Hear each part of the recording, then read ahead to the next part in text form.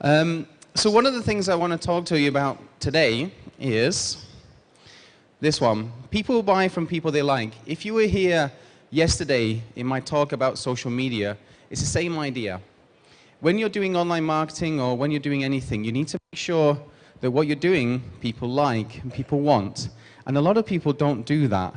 So whenever you're trying to come up with an idea, come up with some sort of thing that you want to sell, make sure that people want it. So, as the title said, one thing I wanted to talk about today is the 4 pillars. These are my ideas. I'm not saying that they're the exact gospel that you should be doing, but these are the things I've used over my 17 years of doing online marketing to bring people to the top of Google. And it's those 4 things there, right? Have you noticed that there's no keywords? Yeah?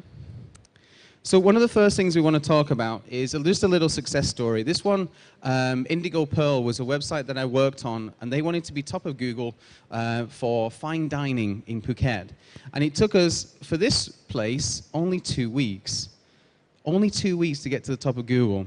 And the only thing we did was we improved the design, improved the code, and then the rest of it was all to do with the social media they had already done. They already had a great TripAdvisor results, loads and loads of things that worked, yeah? So one of the great things about this is if you've already got a successful business, then it will be a success anyway because your website lends on it. You can't force it. If you have a business that people are not interested in, social media and online marketing will not help. So look at your business first. So one of the first things you need to think about is user experience. What do you do if you go to a website and it doesn't work?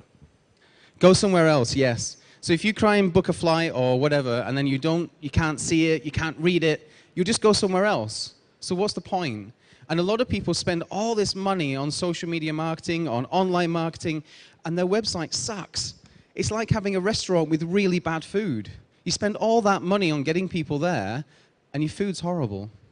So one of the first things you need to do is look at your website. Make sure it's got a good user experience. Make sure people enjoy it. So look at this. 48% of people cited a website design as a #1 factor in deciding a business. 48%. That's like half everybody. Even if you just got 1 in 2 customers of every single person who came to your website, that would be a great return on investment. So when you're doing your website, make sure you take care to do this. For those who love taking pictures of my slides, I will email them to you if you want, just to save your arms. Just see me afterwards and I'll give you the slides. Another one is 94% of people cited that web design is a reason they mistrusted or rejected a website. It's interesting, huh? It's one of the most important things in your business, and often people don't give it the love and attention that it deserves. Yeah? So when you're thinking about your website, look at it and go, would I like that website? Or did I just do it because I had to? Or does it look like that because my web design is not good? Right? Put some passion in your website, otherwise no one else will care. If you don't, why should other people? So this one I thought was really nice. What do you think about it? Good or bad? Good? Yeah? Right, because everyone kind of likes it, but it's missing something. Does anyone know what it's missing? Sorry? Brand name. I think it's We See Beauty, I'm not sure, but you didn't see it, I didn't see it, so it's a good point. More. What do you do next? On that page, what do you do? We don't know, do we? When you're building a website, every page needs 3 things, the 3 W's. Who you are, top left. What you do, in the middle, very, very obvious. But the third thing every page needs is something called a CTA, Call to Action. If it doesn't have that, why have that page? Yeah, our mission statement, who cares? But if it's our mission statement and become a partner or become a distributor, that's useful, right? So every page have some sort of thing saying, hey, do this now.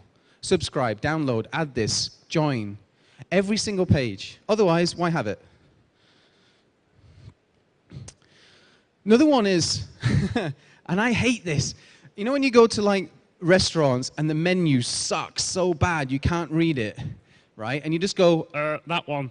and you don't know what it is, and if it hasn't got pictures, right, you're struggling. It's the same with a website.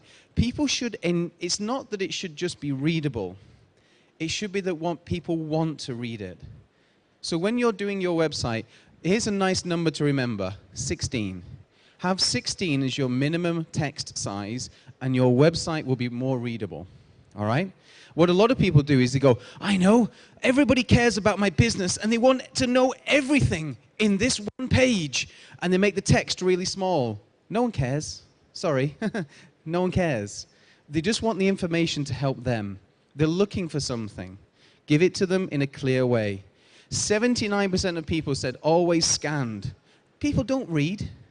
Okay, be honest. Put your hand up if you read every single word on a page. Thought so. You scan. You're right. You're looking for something, a time, a date, a place, a distributor name. Maybe it's a certain chemical that you're looking for in the cream that you're doing. You're looking for something very specific. So if we think about user intent and we give them what they want, they'll take it. Make sense? Good. Right. Now this one, what do you think? Good or bad? Yeah, it's not nice, is it? The text is too small. It's mad. It's like this. You know, look, there's no lines. Why is that hanging over there? Ugh.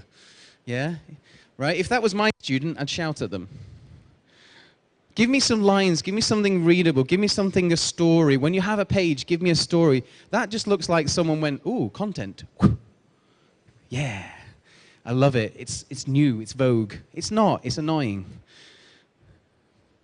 Now, isn't this interesting? This was going to happen, and I was waiting for it to happen. Right, just as you can see, just before 2014, this took over. Now, everybody uses the internet here. Ooh, isn't that interesting? Even when you think of a website, do you think of a website on your mobile phone, or do you think about it on your computer? Probably most people think on their computer. You think website, you think like that, right? It's like that, and it's got a logo here, it's got some navigation. That's not how the world is. Not anymore. So something that us web designers do, we do something called mobile-first design, right? Now, let's look at these two things. Can you read that?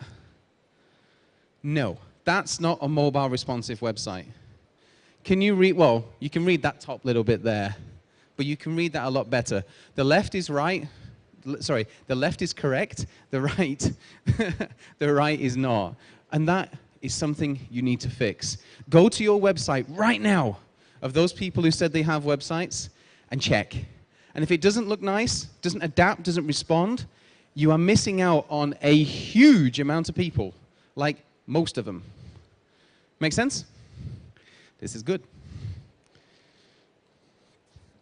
All right, so here's a beautiful example of how you can make your website responsive. So easy to read, so easy to see, all right? So on the left-hand side, I can see it, add to bag, add to wish list, yeah? My wife is always on ASOS, absolutely loves that website. Do you know it burnt down last year? The factory burnt down. It was a big message. It was like, burnt down, oops, all right? But you can see here, this is easy to read, right? And it will improve your conversions. I did that on my own website, and instantly my business went up by 24%. I had 24% more inquiries because I changed it. Another thing that Google did is called the Mobile-geddon. One thing that Google did was that they punished websites that are not responsive. If your website is not responsive, you get a slap from Google. And that's very, very important. 80% of my business comes from Google. So just to recap, user experience. So the things we need to think about is make sure your font is easy to read. Make sure it's not easy to read, but a pleasure to read. Choose the fonts.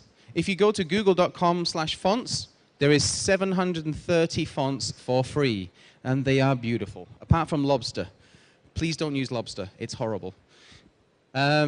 Keep your website bright with big text. Intelligent use of colors. How many colors do you think should be on a website? 2? 3? 4?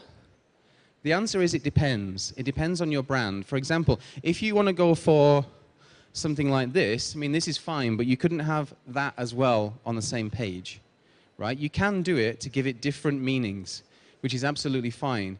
But for example, a lot of people like to use pastel colors. If you're using pastel colors, that can really work, and you can have many of them. Another one is, if you're not doing mobile responsive, you are losing potential business, like a lot of business. So please check it. Next one, content. Does anyone here write content? Any bloggers? No? Oh, you should meet bloggers. The beauty industry is full of amazing bloggers. Did you hear about the story of the girl who gave up Instagram? She was the most popular, one of the most popular girls on Instagram. That was huge. And she actually called it out and she said, it's so false. Like, she took a lot of selfies and she was so popular. But she was saying, it took me 50 pictures to get this. These are all things that you can write about, talk about, get interest, use it, yeah? So look at this, 60%, 64% of people said custom content. Who here is on LinkedIn, by the way, just for the pictures? Who's in LinkedIn? Right, why is everyone not putting their hand up? You should all be in LinkedIn. If you're business owners or even distributors or you're finding one, you should be on LinkedIn. Not Facebook, not Twitter, maybe Instagram, bit of Pinterest, but lots and lots of juicy LinkedIn. It's where businesses find each other. So you can create blog posts on LinkedIn, right? You can create industry-specific things. You can do reports. You can talk about what you're doing on LinkedIn and get well known for it. Become a thought leader. Second one is 70% said a collection of articles, consumers said that they prefer to learn about a company through a collection of articles. I mean, if you're reading the mission statement, who cares? If you're reading the about page, who cares? But tell me you're passionate about what you do. Tell me you know what you're talking about. That's why our company, I'm very lucky to say, is that we're chosen by a lot of big companies because we're passionate about what we do, right? So show that to people in your content. Lastly, 69% of people said that creating content was their biggest challenge. It doesn't have to be. You can pay for it. I pay 2 baht per word to my writers, right? An average article costs me about 4,000 baht.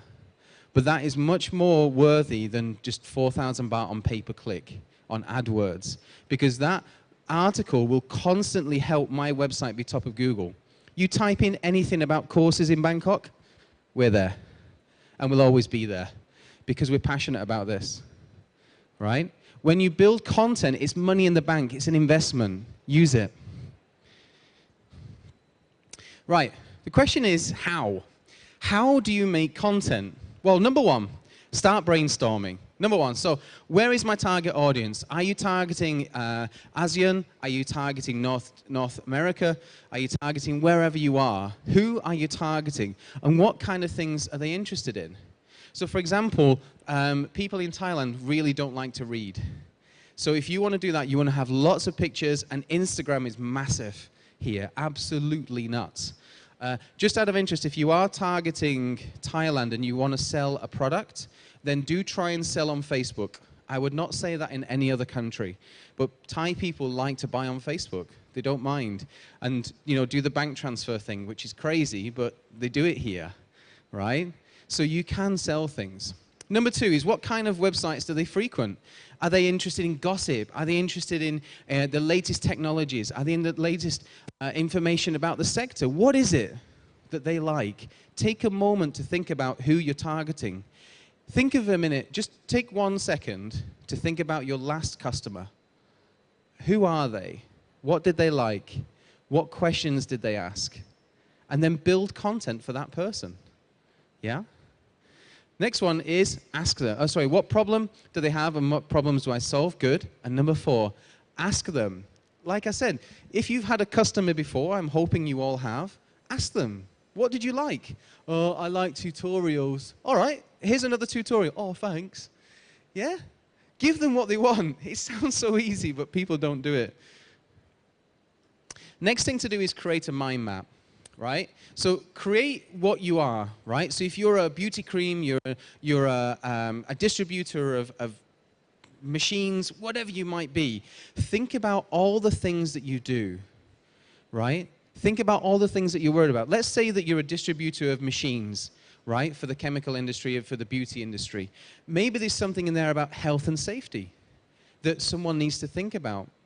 Has anyone heard of due diligence?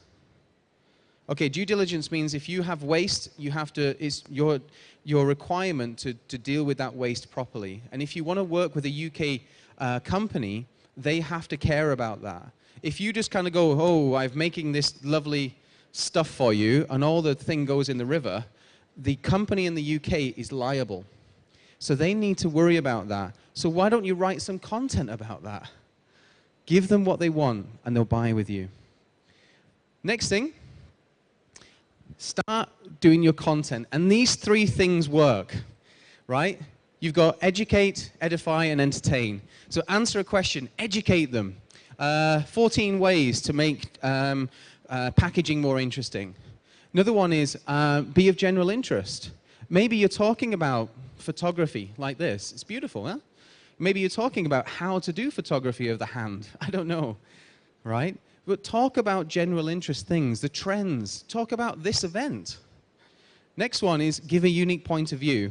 So for example, maybe you are a distributor of a certain chemical. Maybe you can write about that. Maybe you can write about the kind of people who use your chemicals or use your product, use your service, that only you know.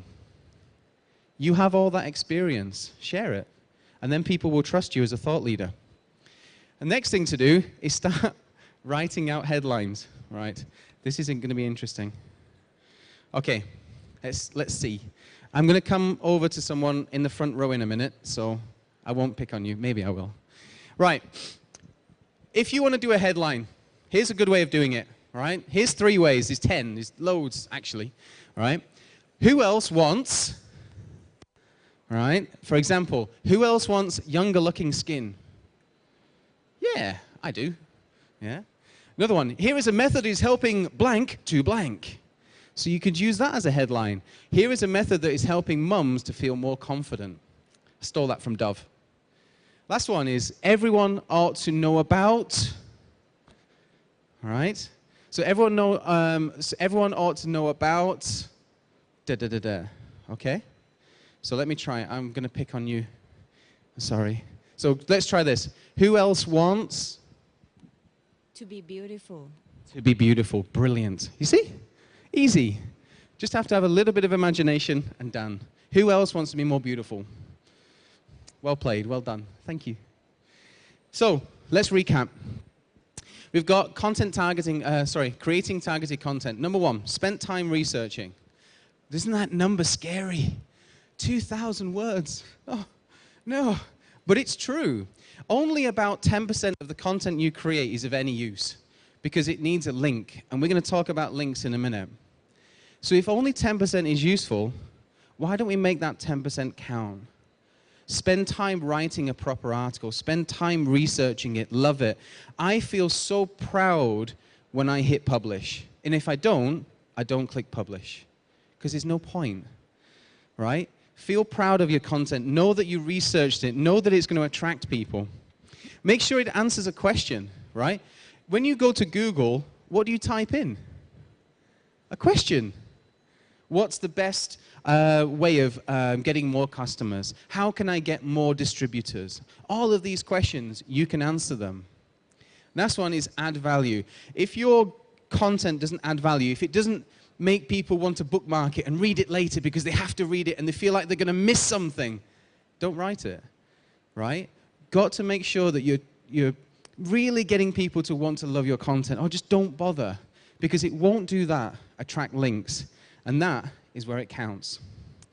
So links are recommendations. If you think about the last time that you chose a company, it might be because of a friend recommended them. You know, what's the best restaurant? Oh, you should go to Signor Pico in Rembrandt Hotel. It's really, really nice. Or you might want to go to a restaurant or a drink or something like that. Word of mouth is still the most powerful referral system in the world. If your friend tells you, you will believe them over an advert. It's a fact. Everybody's like that. A link is a type of a referral. The more links you get, the more referrals you get, the more business you get. Now, the question is how does it work? All right, quick, get your photos out. There you go. I will send you the presentation, I promise. Right, in cosmetics will, wherever they are. Now, what this is the percentage is the reason you get higher on Google, right? This is an estimation, not fact. We can't know that. But these are estimations based on market research and testing. So my business singles, things like keywords and things like that, 14%. Having the right content on the right page will get you higher. That's still always an important thing. The next one is links, aggregation, consistency, citation. What that basically means is people linking to you. Next one, 21%. Things like getting your coding on your website correct. And this is what you pay for. These three things here, when you buy time from an SEO company like us, that's what we do. We do that for you. And the last one is, look at that, link signals. People linking to you from other domains. All that on the left, whoa, so powerful. So you have to create the content to build that. So here's an example. So we're a web design school.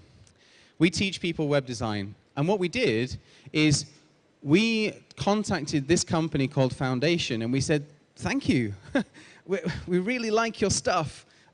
We use it in our courses. Thank you very much for building it. And they said, oh, what did you build with it? And we showed them, and they said, oh, wow, we love it. We love what you've done. Can we do a case study about you? And I was like, yes, please. Thank you very much. Because that was exactly what I wanted. That link got me to the top of Google for some keywords, right?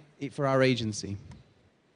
The next one is, again, being good at what you do. Luckily, we were cited in CNN Travel, right? Again, that was because of someone came to our school, enjoyed the course, told their friend who's an editor. Editor contacted me and said, can I put an article about you? And I said, yes, please. Thank you very much. Because it was what I wanted. Be good at what you do, and people will believe it. So lastly, let's just go over this one before we go on to the important one. How to get quality links. Well, one of them is start by linking in your own website.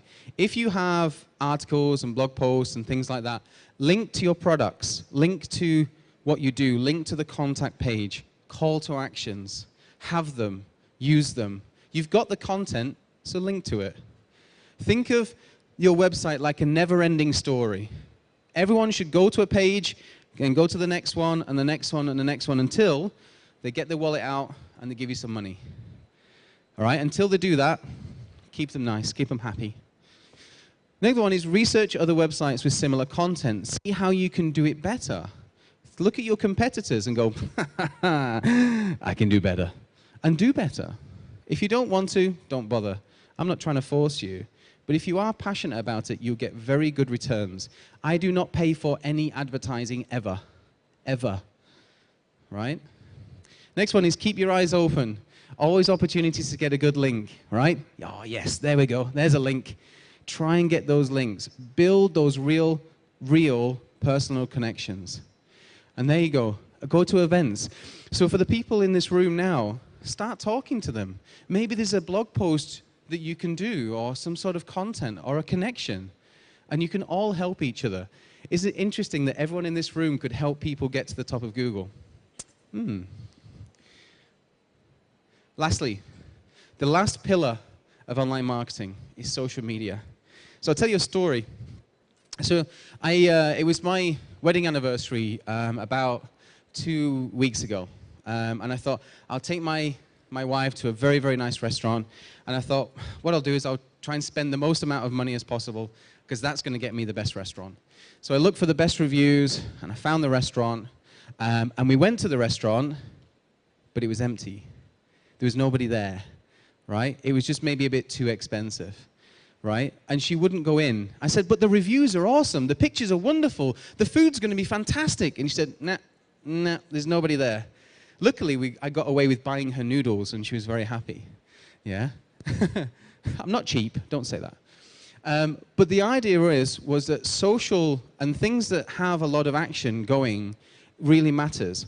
Tell you what you want to do. When you walk outside here, look at the stalls that have action around them. It was very interesting. Just as I was walking here, there was a guy there and a guy here, and you had to sort of like get past them. But what it was doing is bundling up people next to this stall that was empty before. But because there was a lot of people sort of trying to get past, they were like, oh, okay, and started looking at it. It was very interesting. And that's the same with social media. You have to create a buzz around what you're doing, or don't do it. Right. So one of the things that I think you should do is YouTube. YouTube's awesome. YouTube's very, very big. So start doing some tutorials. I love this Gatsby 1920s flapper. What a great way to do it. Instead of like the best whitening cream in the world. That's boring. Yeah? Look at this one. This is Pinterest, right? Look at that. Look at all that inspiration. Wouldn't it be nice if that inspiration that girl is looking for her wedding was yours and your product? Pinterest is massive. 84% of people on Pinterest are women. So if your target audience is women, get on Pinterest now. Stop listening to me and get on Pinterest. And then you've got wonderful Instagram. Again, for the beauty industry, it's huge and it's very, very powerful. Okay? I love that one. Makeup fails. So here's my recommendations for social media. So try and use YouTube if you can, right? Show off your product. Show off what you do. Show people the passion that you put into your product. And also, when you have YouTube, you can have links to your website, right? What I do is I do tutorials, and those tutorials have been very popular. And they bring people to our website, and they say, oh, I really, really like how you explain that. Do you do online courses? Well, yes, we do. Yeah? So bring them in. Give them something worthwhile to come in. Next one is Instagram and Pinterest. They're so easy to manage, so easy to upload, and very, very, very useful. It's something you have to keep doing and work on, like maybe 10, 20 minutes a day, but it's worth it, and it's something that can build. The next one is when you're on Facebook, what I would recommend doing is you create a fan page about your brand, and then add things to it, which is nice, but don't expect any real return on investment from that. Nobody goes to Facebook to interact with brands. They go to talk to their friends, to relax, to chill out, to connect, to find out new things, to play, to see a picture. They're bored. They want to rest, right? That's what social media is. Think about try this. I know it's a bit weird. Try and watch people use Facebook on the BTS. I don't mean to spy on them, but I like seeing where they stop. And they always stop on a picture. So if you post anything, put a picture. All right? Good. Next one is create a group. If you can try and create a group that is around your product, around what you do, then people can start to talk about it. If people are talking about it, they might tell their friends. If they tell their friends, they might become a customer. So try it. Build a community. Another one, my favorite one, is the 90-10%. So 90% is I'm having a coffee, I'm going to the toilet or whatever, right? I'm doing this, I'm going with my friends, I've just had this amazing cake, here's a picture of me, here's another picture of me, right? Just be yourself. And then 10% of the time, mention that you're going to a trade show. Mention that you have a new product. Mention that you have a deal, a coupon, a special offer. Do that so you can build the combination of people, get them talking about you, and then use it. And then build it again. Be yourself, be social, be friendly, be worth knowing. Make sense? This is good. Right. Again, how? Here you go. That's my little social media strategy. So number one, how do you do a social media strategy? Well, two things. One is social media is day to day. It's something you do every day, right? You're here, your friends, whatever, you do it day to day, you have a phone, do it. A social media strategy is something serious, something that you want to get return on investment on, something that you invest time into. So for example, you all know Dove, right? Good. They did an absolutely wonderful campaign about how people perceive themselves. And what they did is they got a guy who can draw, you know, the criminal sketch artist, right? And they described themselves to this person. They said, so I would go, bald, fat, kind of funny looking, cute nose, weird teeth. And I would say these things, right? And then he would draw what I think of myself. And then maybe he would ask my wife or a friend to describe me, and they would describe me more real. So Dove was trying to say that your opinion of yourself is not so good. Let's improve it. And it was a wonderful, very, very successful social media campaign with tweets, with likes, with Instagram, with Pinterest, and especially YouTube. A wonderful campaign and very successful. And the way they did it is, first of all, they listened. They listened to people. You know, how do you feel about yourself? They listened to the kind of things that mums were saying, right? You know, when you're a mum, you have, you know, you've had your children, you're like, yeah, I want some time for me now. And they did a campaign about that. They listened. The second thing is goals and objectives. And these need two things. If they don't have them, it's not a goal and objective. Number one is time. If you have a goal and objective, you need time. 1 month, 2 months, 3 months, quarterly, year. The next one is an amount, something you can measure. When I work with the United Nations, they're always saying, we need to build advocacy. And I'm like, how do I measure that? We don't know, right? So I don't do it. So when you're doing this, make sure you say, I have got 10% increase in business, 20% referrals, or whatever it might be, but it has to be something you can measure.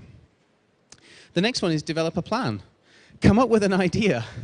Has anyone heard of Will It Blend? Will It Blend? Have you seen some people? Okay, what they do, this guy, he sells blenders, and he gets a phone like this, and he puts it in the blender. It's really good. It's like really expensive, and he just puts it in a blender, and then and blends it. And you're like, no. 700% increase in sales since they did that. Amazing. Will It Blend? Very useful.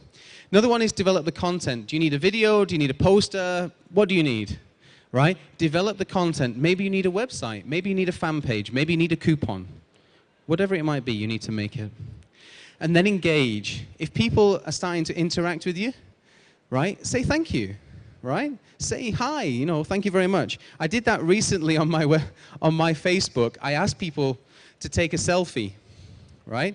And 31 people, about 34 people, took a selfie for me and sent it to me. And I'm going to use that for some content called How to Take the Perfect Selfie. Cha-ching. Lastly, measure. Did it work? My advice, give yourself 30 days. Give yourself 2 networks and give yourself 1 idea. Try that. 30 days, 2 networks, 1 idea. And do a social media campaign. I wish you a lot of luck. So thank you very much for listening. Cheers.